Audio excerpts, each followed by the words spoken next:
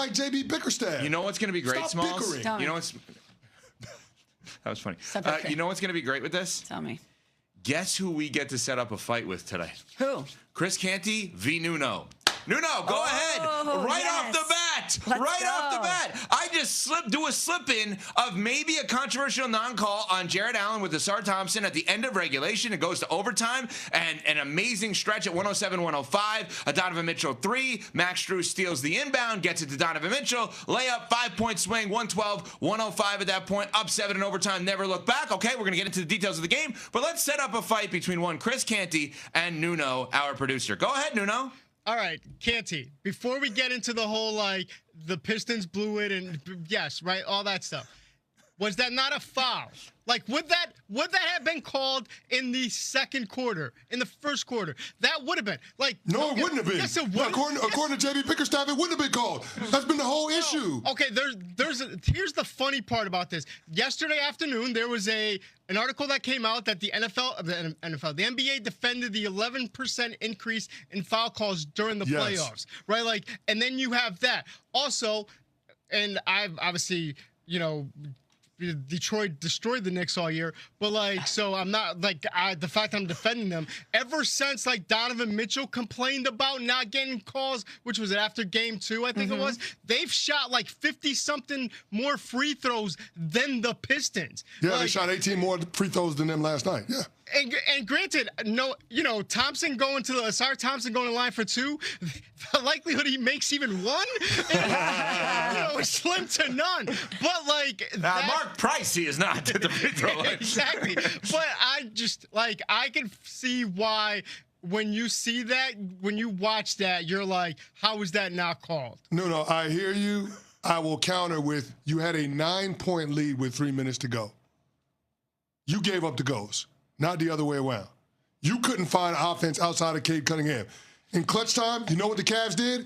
They trapped Cade. You know why? Because nobody else could step up offensively for the Pistons. That's right. Not nobody. Jalen Duren was a ghost in that game. Let me tell you something. When Paul Reed is the best big on the floor for the Pistons, that leads to nowhere for Detroit. Detroit had every opportunity to put their imprint on the game, to play with force down the stretch, and to close it out. They gave up the ghost at home. They thought it was in the bag. They were up 15 in the second quarter. Let the Cavs claw back in that game instead of extending a lead. Then in the fourth quarter, when the Cavs had a stretch where they were 0 for 9 in the field with 3 turnovers, you couldn't capitalize and put the game out of reach. That was on Detroit. That was on nobody else. Cade Cunningham, that careless turnover in overtime that led to a Donovan Mitchell layup, that's on you, bro, not the officials. So you can point to all of the missed calls and, it was a foul by Jared Allen. Forget about all that. Detroit had so many mistakes, and they couldn't take advantage of the miscues that the Cavs themselves had. James Harden missed 3 free throws in clutch time and overtime. 3 of them. And 1 in overtime, you let him get his own rebound. It's ridiculous. So stop trying to blame the officials. Stop trying to channel your inner JB Bickerstaff and look at what's happening on the court. The Pistons aren't playing winning basketball when it matters. And that's why, for the first time in this series, we had a road team win. Take that, Nuno. Take that. Put it in your pipe and smoke it, Nuno. And, oh, by the way, do we have a wellness check on Javante? Oh.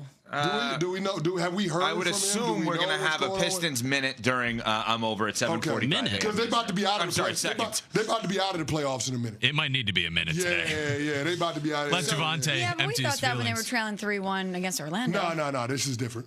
This is different. They got Donovan Mitchell across This the is way. different. Yeah, this is different. And I know he wasn't great for him last night. Well, he was a 7-2 run in overtime by himself. Yeah, no, I understand, but totality of game, it wasn't like the typical Donovan Mitchell game. But you got James Harden putting up 30. But that's the point, though. It wasn't a Donovan Mitchell game. And you still lost at home. And you lost at home. And you had a game where Max Strus and Evan Mobley combined for 39 points. And you say this all the time. Your role players got to get you one. Yep. Last night, it felt like the role players got you one. Because Max Strus was the key. That's right. He played winning basketball all night long. Forget about the 6 threes that he made coming off the bench.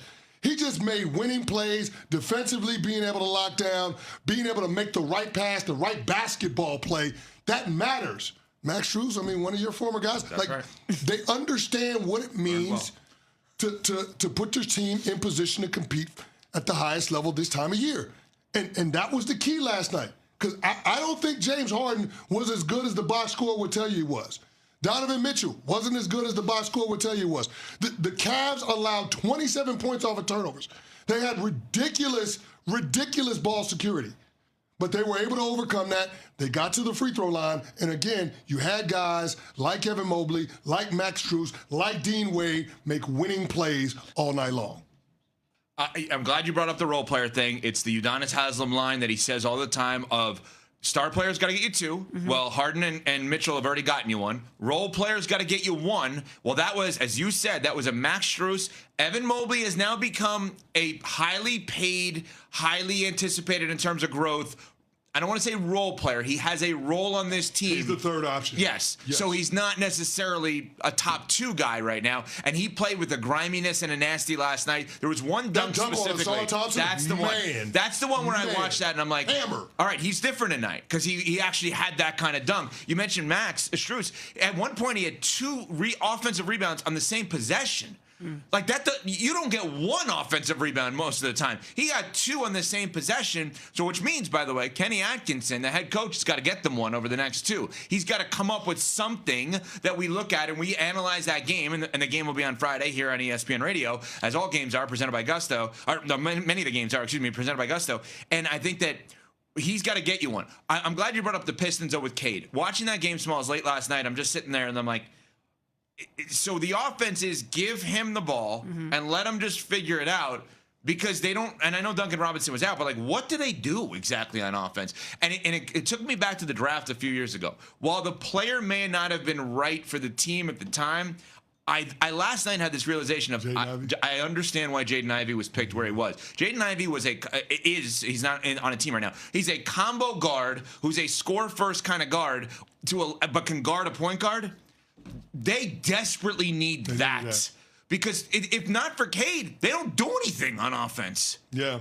They don't. I almost. And no Duncan Robinson last night. Yes, and Duncan coming off his screens, etc. Yeah. But like, what do they do other than Cade just figure this out? I'm not saying it's LeBron 07. That's not what I'm saying. Obviously, they're better than that. In terms of offense, because LeBron was literally by himself, but like it's not that far off from that at this point. Like, what do they do on offense? Do you think this is still them taking steps and them growing as a unit? Yeah, and it almost retroactively, we may look back at the season for the Pistons and be like, it kind of stunk that they were the 1 seed because we may look at this as a failure. Because our expectations were higher for them? If they lose this series, instead of just like, hey, this is part of the process, not that process, but the development. But the overall growth and evolution of this group. They almost would have been better off as a 2 or a 3 seed. Agreed with that. Steps in the right direction, You're ready for it next year. Because we wouldn't say that about this Cavs group, but we would say that about Detroit. No, we're heading in a direction where the conference finals, when Tyrese Halliburton got hurt and Jason Tatum got hurt, I think we all said conference finals next year better be Cavs next. Yeah. You guys have a head start. That's Orlando and Detroit are kind of inches away. Yeah. You guys better get there. We said no excuses for both of those groups. And how did they get there? The Knicks had to fire a head coach to get there, and the Cavs had to break up a core to get there, but they're going to get there. We're going to have the conference finals thought we should have. It justifies the James Harden trade. Moving on from Darius Garland, a young all-star, to bring over James Harden, it justifies that if you get to the conference finals. I have a hard time being able to compare that in-season move to any one that we've seen in recent memory. But this has been a huge, huge move in terms of getting this Cavs team to spin it forward and get to the championship rounds. And it's big in terms of them being able to retain Donovan Mitchell because all of a sudden now you're 1 win away from getting to the Final Four, and it would be the first conference finals appearance without LeBron for the Cleveland Cavs since 1992. So this is monumental. If the Cavs can hold serve at home in Game 6 and punch their ticket, then everything that they've done in the second half of this season is justified, starting with the move to trade for James Harden, how they handled the end of the regular season, choosing your own adventure, making sure that you matched up against Toronto in round 1 and potentially Detroit in round 2. this justifies all of the decisions that the brass for the Detroit Pistons have made. No if doubt. they can get to the conference finals. No doubt. And James Harden deserves a lot of credit. I mean, we were rightfully crushing him in the first couple games of this series because we're like, this is who he is. Why would the Cavs expect anything different? But credit to him because he didn't listen to the noise. He maintained his poise. He talked about it last night, how he's still figuring this out with Donovan being the first option and him being in this system and in this role with this team. And he was great for them. He's been great for them the past couple games. He had 30 last night, and I just really give him a lot of credit for being able to stay composed and within himself and not let the moment and what everyone was saying about him and the history of his playoff performances overwhelm him. But let's hear from James Harden, of course, future Hall of Famer, on his time now with the Cleveland Cavaliers. This is new for me. So, like, we keep talking about, you know, like I've only been here 2.5 months, you know what I mean? So, like, the things that we were going through is all new, you know? So, like, learning how to be, you know, in second option and feed and play off Donovan, you know, when to be aggressive, you know, when he has it going. Like, last game, second half, like, he did some things that we haven't seen in a very, very long time, you know what I mean? So, it's like, you know, and he's capable of doing that every single game. So, you know, finding when to be aggressive, when to be a playmaker, and things like that. So, and then offensively, finding what works for us. You know, for me to be successful, to get guys, you know, shots and open looks. So it's together, and I think we're building in the right direction. I don't want to get fooled because he's gonna have bad games late because there's just too many examples of that. So let's just do it in the moment. In the moment, over the last couple of games, as you mentioned, Small, since he was horrible, he's been great. Yeah. Ish. Last night he was great-ish. But he's been great, right?